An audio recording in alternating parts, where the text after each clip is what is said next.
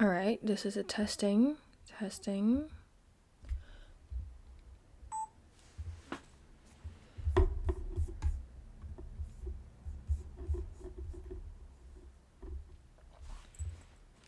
Ready?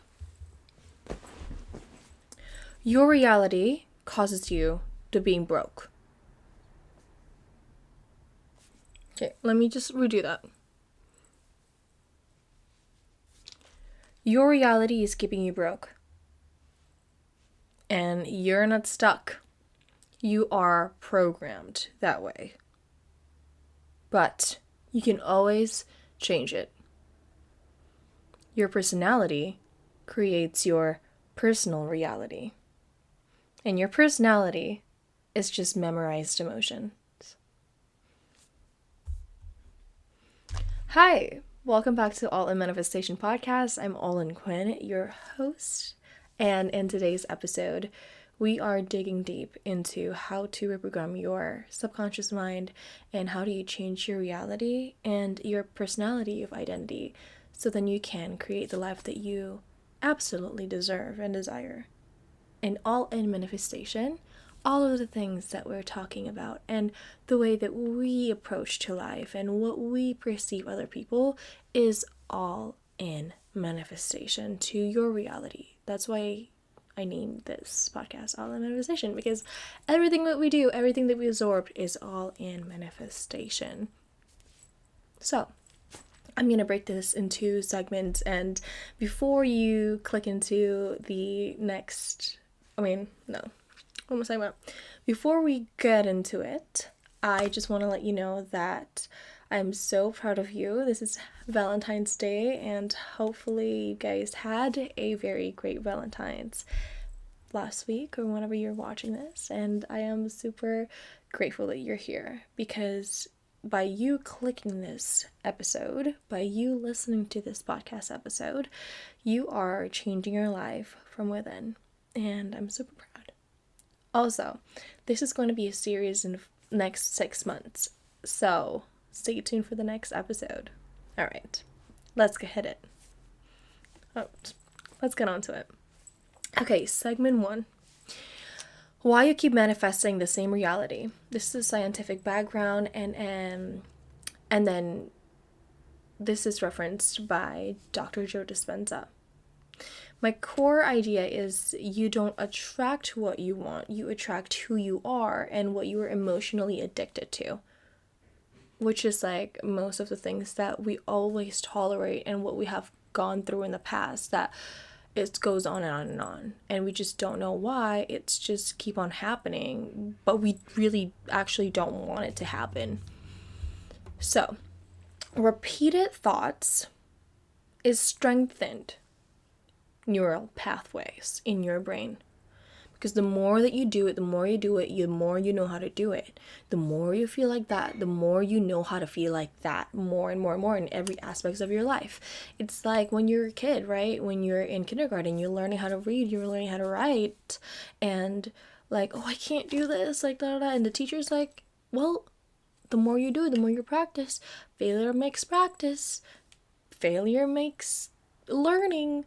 Come do it again, like you can do it. Repetition, practice makes perfect, or whatever they're saying. There's no perfection, but like, and it's the same thing as like your nervous system regulation, the feeling and the emotion of the things, the subject, the person, the thoughts of whatever happened in the past. Even though this is a new experience, a new programming, a new plot twist, a new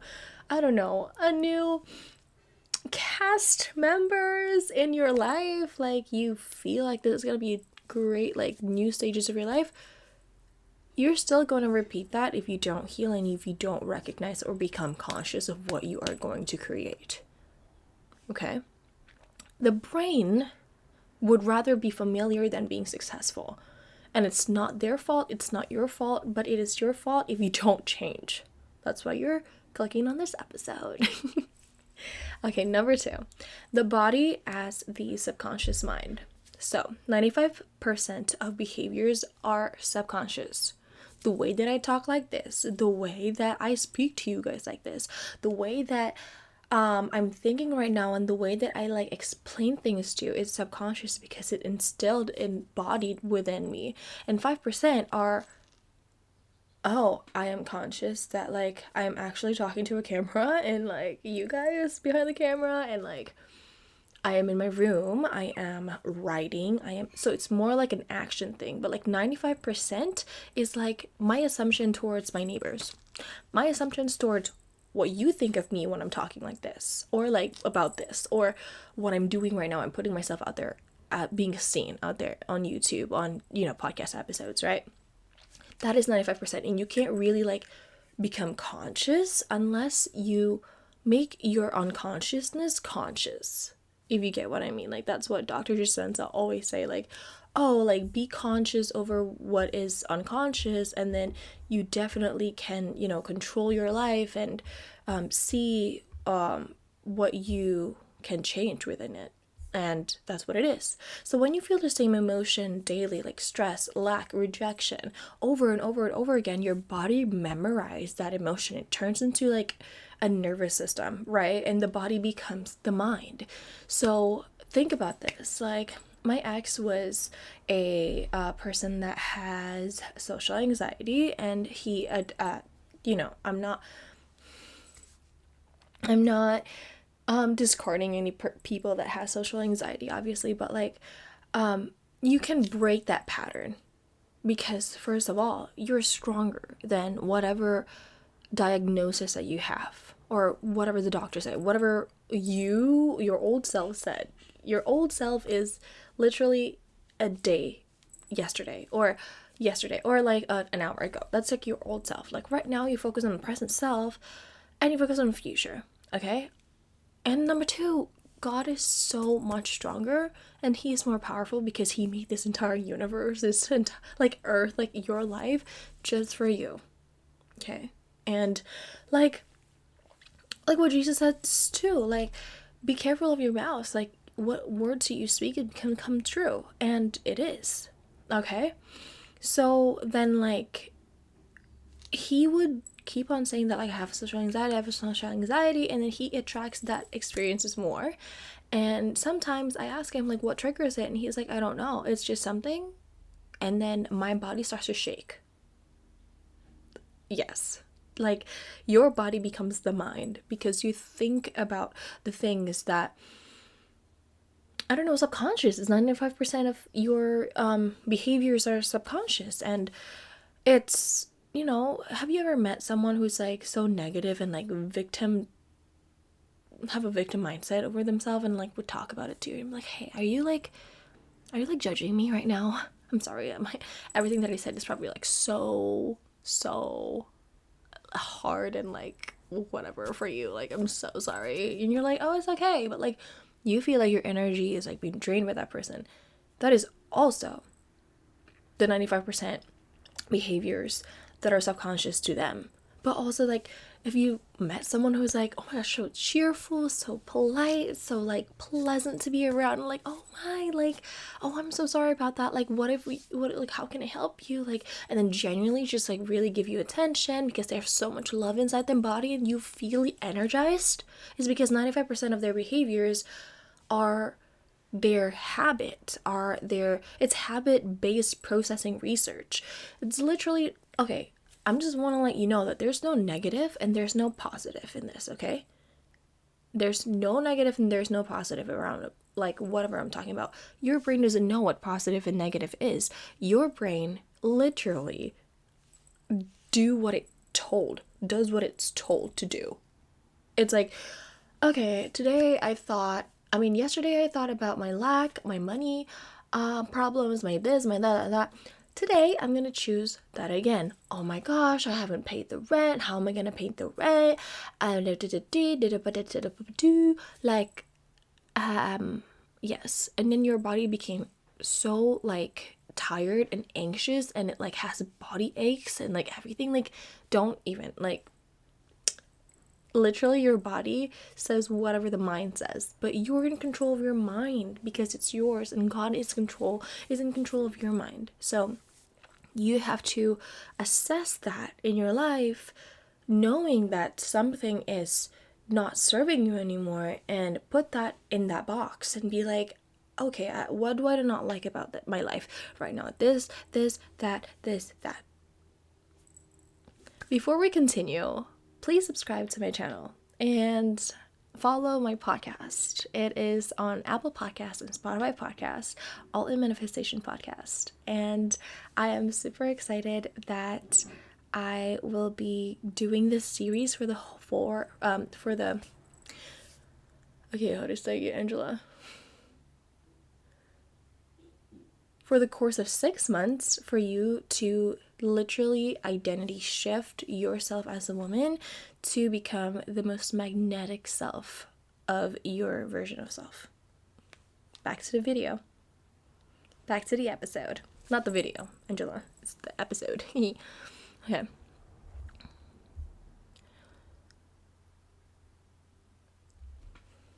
So, the scientific anchor in this is basal ganglia. I don't know how to say it, but it's like the habit center of your brain. So emotional conditioning, which is Hebbian learning, it's the neurons that fire together, wire together. If you've learned, if you heard about Joe Dispenza, he always says that, like, neurons that fire together, wire together. So like when you become conscious with the unconscious thing that you do, literally they like create like fire and they wire together, because oh my gosh, this one is like, have you seen neurons in your mind? Like, you know, that like, oh, they like, you know, like sparks, and like they fire and they wire together, and they connect new memories, connect new habits, connect new pathways in your brain to make a change. Your body is running a trauma subscription. You forgot to cancel it. Okay, if that were to explain every single thing that I'm talking about when you're not conscious of your unconsciousness. There you go. Okay, number 3, emotional addiction. It is contains of dopamine and cortisol loop. It's just like, oh my goodness, I feel like this, and like my cortisol is going up because I feel like this, but then like it's dopamine, and then like it's just disaster. It's a literal combination cocktail of disaster, aside from all the peach bellini that I had on Saturday. Okay, that was just for Valentine's Day. Not Friday. Friday, not Saturday. This is Saturday for me. Anyways, so stress hormones become Let me do that again. Cut that, Angela. Stress hormones become chemically addictive. You unconsciously recreate situations that match your internal state. And you've learned this from 0 to 7, 7 to 13, maybe the things that you've created in your mid-20s, and it just keeps on going on and on, and it's just like, okay, I'm never going to get out of this. That's what it is. And you're not spiritually cursed. You're not like God is giving you like a punishment for whatever you have done, or this thing that could happen, or like this thing that like whatever. But it is just, your mind is just neurologically conditioned. It's literally a programming. If you were to think that your mind is a computer, you better think that, because in computers, you know, like I have Mac, and they always ask me like, hey, like, do you want to upgrade your software tonight? Let's do that with Wi-Fi. And I'm like, yeah. And then it like rewires everything and it reprogrammed to a brand new version of their own software itself. And definitely, whatever happens, or whatever just happened in the past, you're not manifesting chaos. You're okay, this is so hard to say. Neurologically. You're neurologically loyal to it. And shout out to all the Capricorns out there that are so loyal. Virgos and Tauras out there are so loyal to their partners. But your old self, you need to cut her off. I'm sorry, but you need to cut them off because we're not friends with them. The old OLIN can't come to the phone right now. Why? Because she's dead. Anyways, okay, let's move on to the segment 2, which is my favorite part. Okay. Personality creates personal reality. So, let's break personality. Why can I not speak English, Angela? I'm so sorry. Okay. Let's break personality into 3 things: thoughts, behaviors, and emotional reactions. If those don't change, your reality can't change. Let's say if thoughts alone doesn't change and behaviors and emotional reactions change, it just can't change. Like, the first thing that you have to do is your thoughts. Like, your thoughts have to change, so then your behaviors and emotional reactions will change. But also, let's say that like thoughts change, your emotional reaction change, but then your behaviors doesn't change. Well, you can't, like, it just can't, right? Like, your behaviors going to create the thoughts, the same thoughts of what you're doing, and then your emotional reactions will react to your environment. And let's say your emotional reaction doesn't change and thoughts and behaviors are changing. You can't really, because then your thoughts changing, your behaviors changing, but when that trigger hits, your emotional reactions spikes up again. So these 3 need to change. If they don't change, your reality can't change. Okay?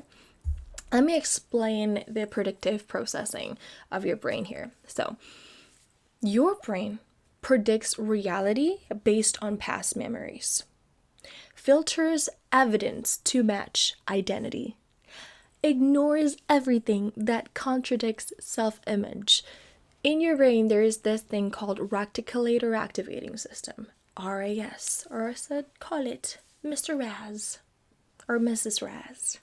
Over here, if it's not rational to them, it's not gonna be like processed. It's like a sifter. Like, oh, this thought has been so important to me.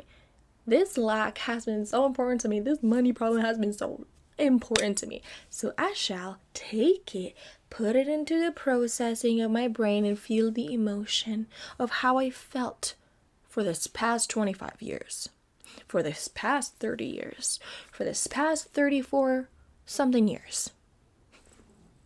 34 something years? Like 34 years and 3 months? 34 and a half. I'm 25 and a half. Sorry, kids always say that, like, oh, I'm not 3, I'm 3 and a half. I'm sorry, I'm sidetracked.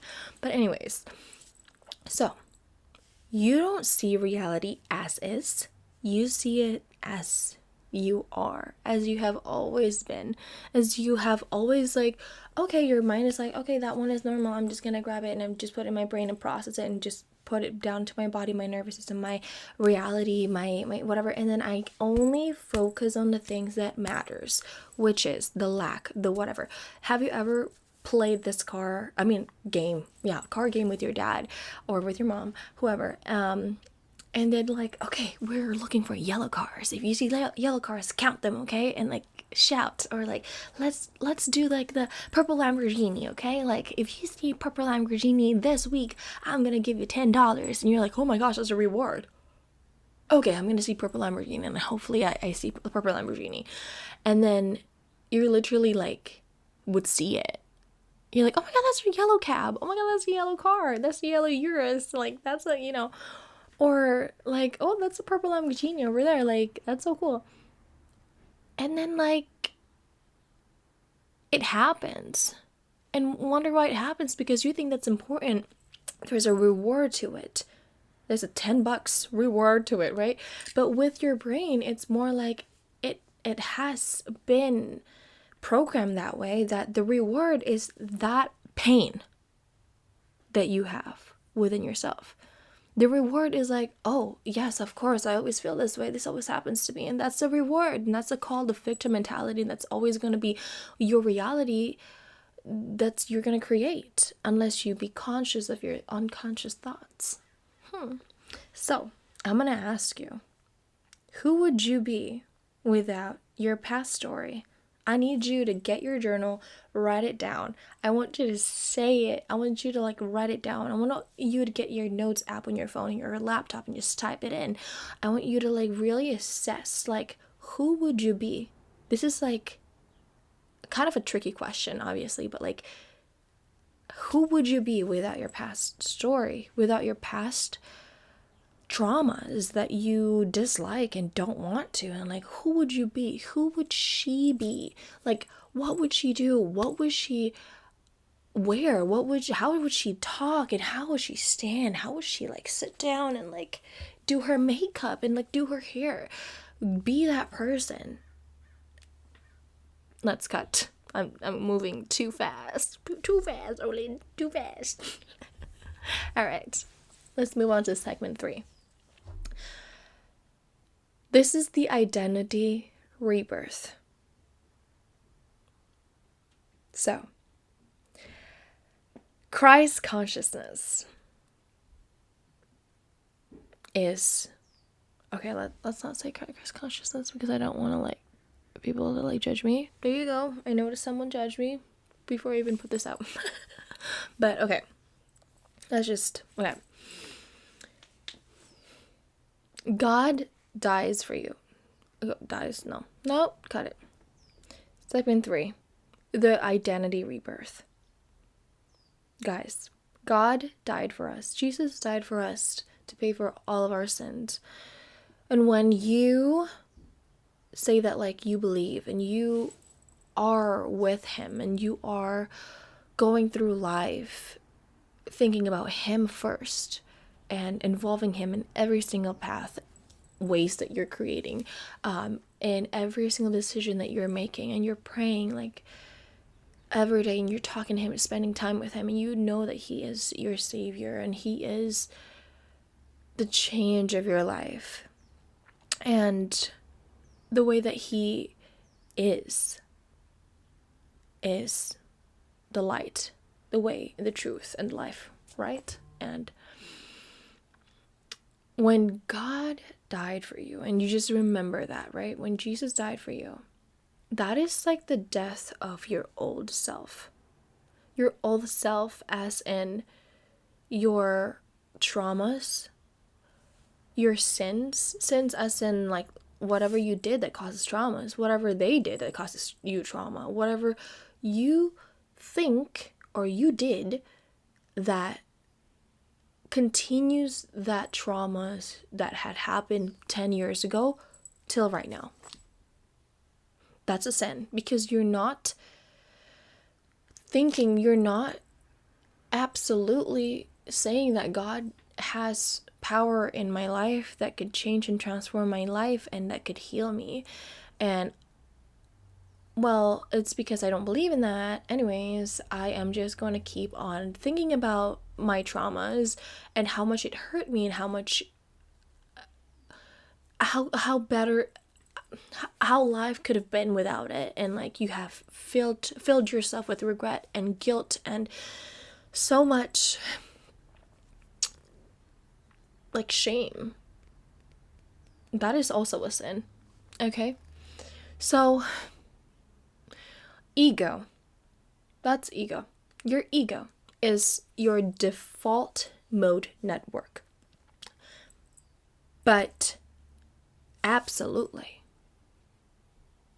praying to God, meditate on God's words are the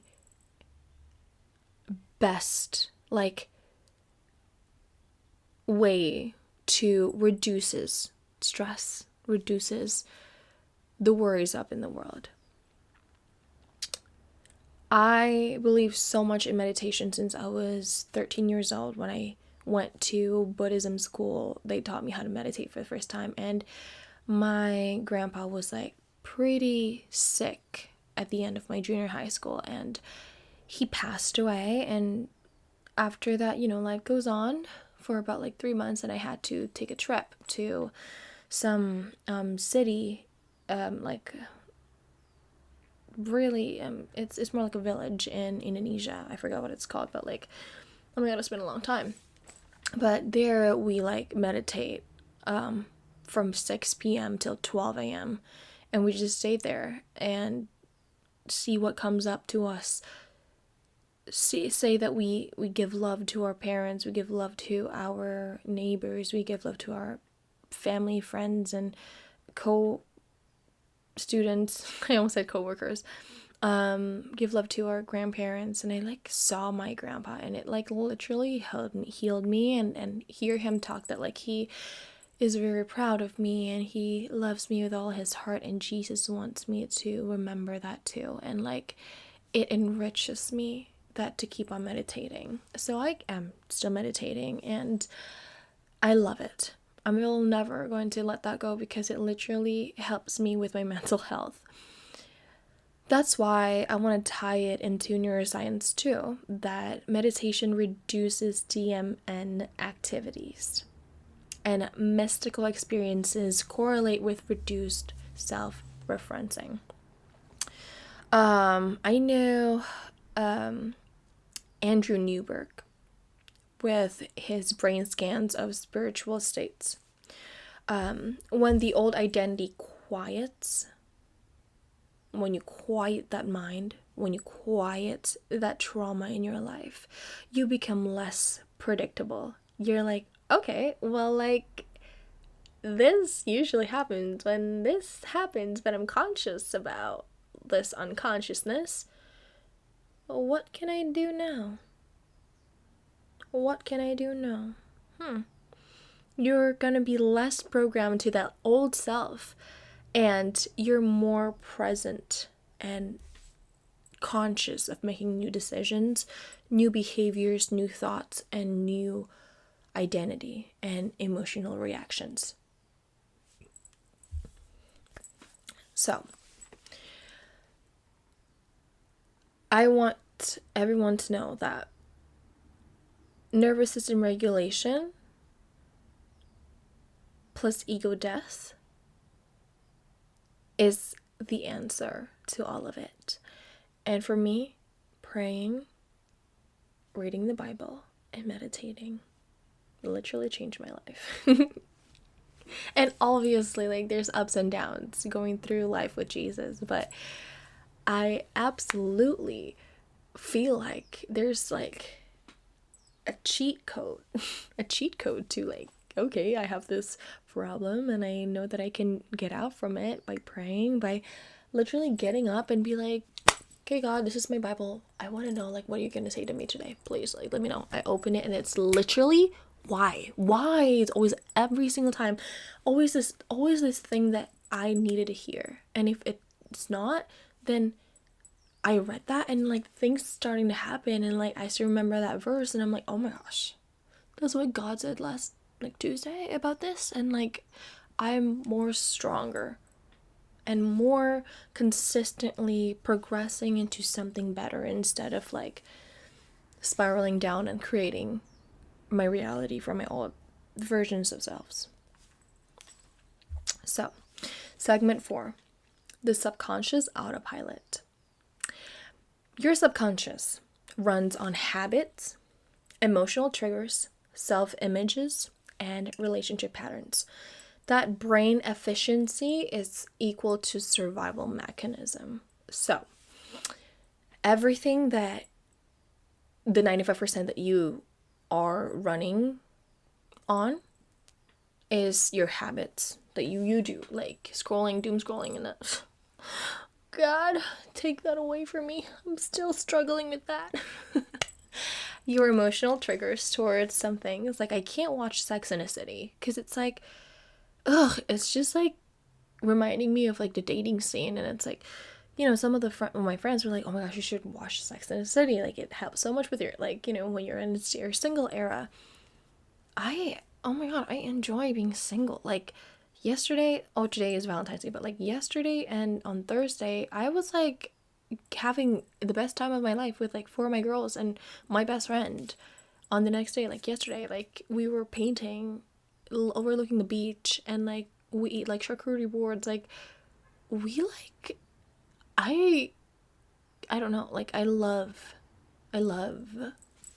girls, my girls, and like we love to do stuff, and we love to just have fun without needing to be with someone, and I love that for us, and I'm so happy, literally. Okay, I don't know why, but like I'm just saying to you guys that like I have an emotional trigger towards like Sex and the City, because it's like, oh my gosh, like the dating life, it's just like it triggers me because of how I don't want to create new memories, or like there's some things in the world that you can't unsee. You can't unsee. I mean, like there's a lot of things. So like I don't want to like watch it and like having, you know, the strengthened neural pathways of like, oh, of course that happens to this Carrie, you know, because like men are like that. Like I don't, no, not all men are like that. Not all men are like that.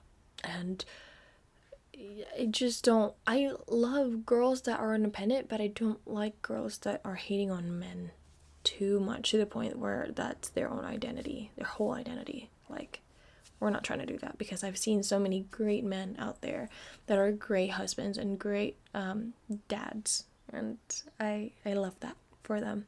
So I want to create that for my future. So there you go. Self-image, how you see yourself. Oh my gosh, I'm fat. Oh my gosh, I'm this. Oh my god, I'm that. I'm like, that's 95% of your subconscious mind, and that's how you think that other people perceive you as, and then you show up like that in the world.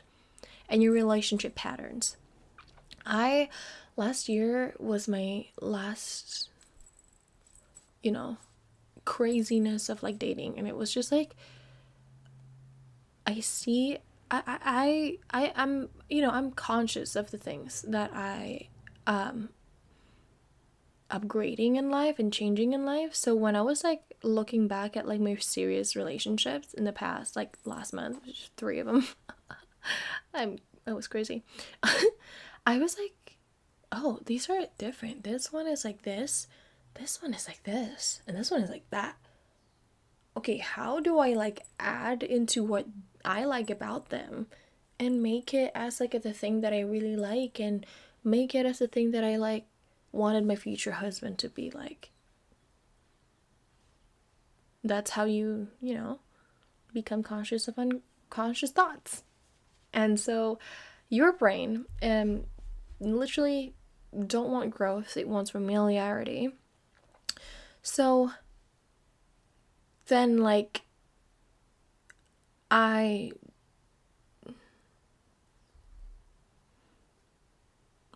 reprogram my mind. I become very conscious of what is unconscious in my brain. And I notice things. And when I try things and things just come up to me the way that it would react to me, like I would react to it in the past, and be like, not today, Satan, bye. Like I'm gonna be like, okay, hey, look, hey, this isn't gonna work out. I'm just gonna say bye to you. Bye. Love you. Bye. Oh my god, there's a lot of things that I have to say, and I'm like talking too much. So, segment number 5. Oh well. I can absolutely.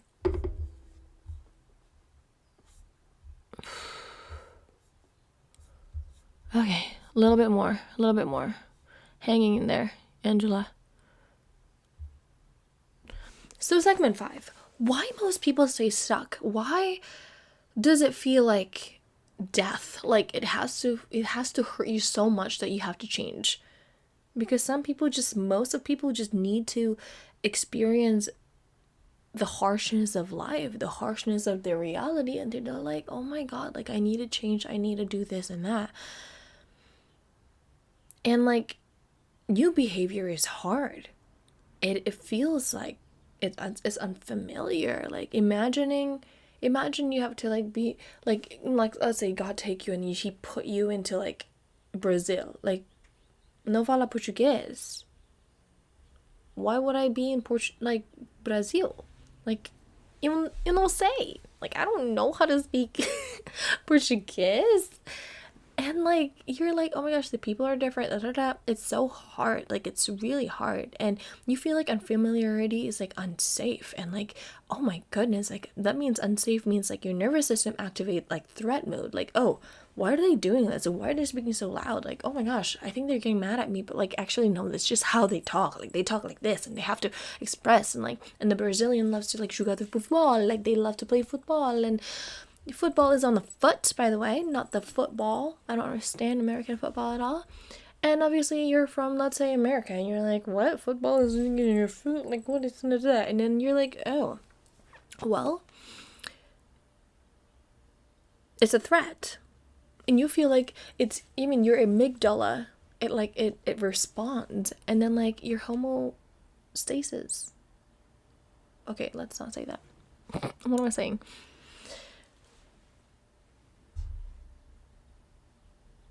And it's a threat. Let's just end it with the threat there, Angela. So, like, your breakthrough feels like a breakdown. Like, you're in your rock bottom to your nervous system. And that's okay. That's totally fine. Because you gotta know when that happens, that means there is going to be change in your life. Segment 6. Birth. The rebirth. Love the rebirth. This is to how to actually change. Number 1, meditation. Rewiring the default mode network. Mention studies on okay. No, I need to mention. Angela, I'm so like out of this. I'm like, I need to go potty. Okay, wait.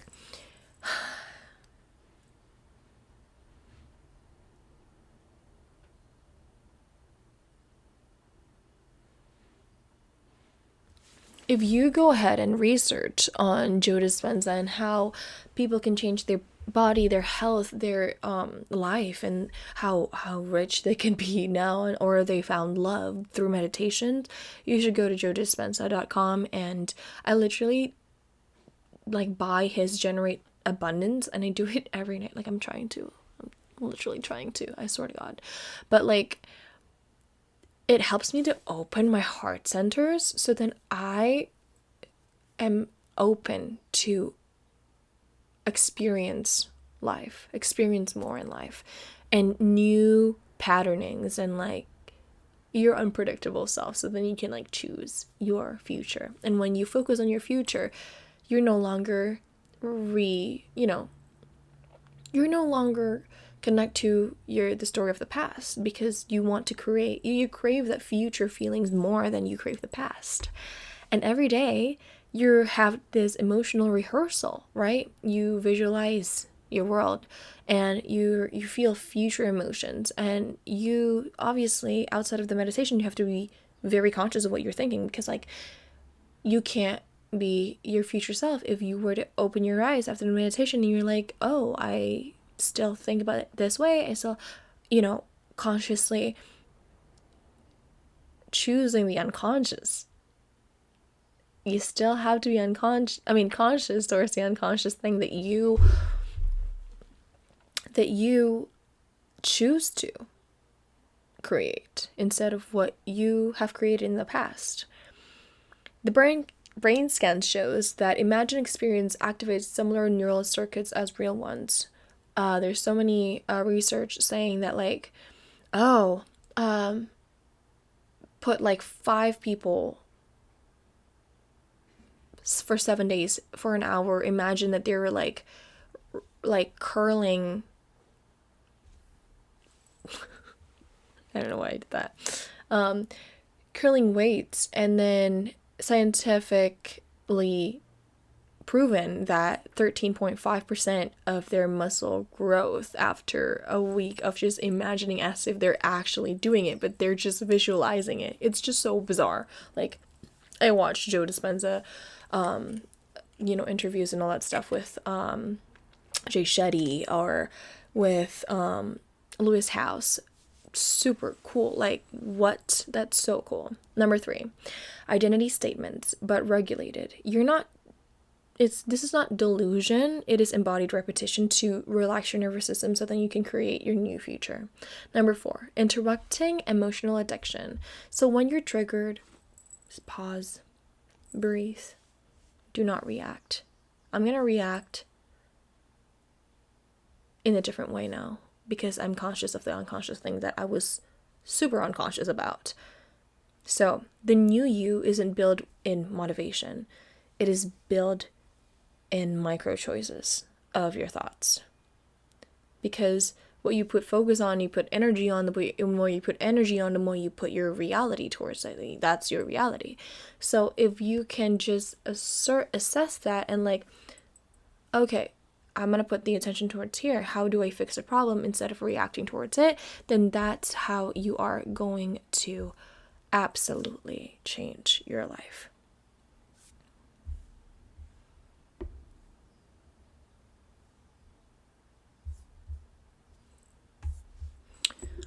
Wait a minute.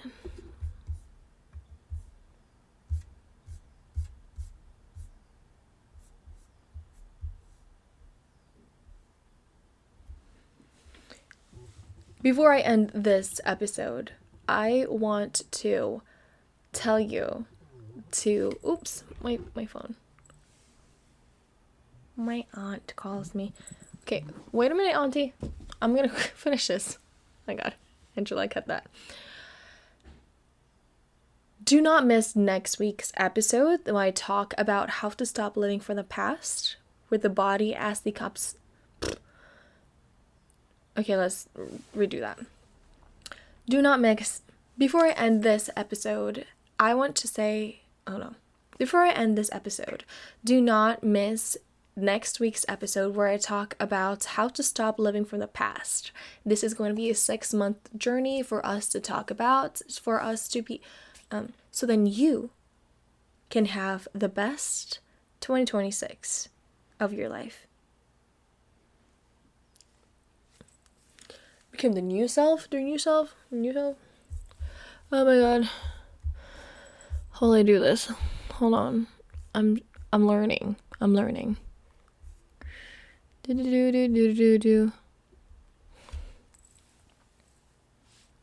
Before I end this episode, if you are a woman who's done playing small and get ready to rewire your identity, subscribe right here and click the notification bell because this channel is your 6-month transformation.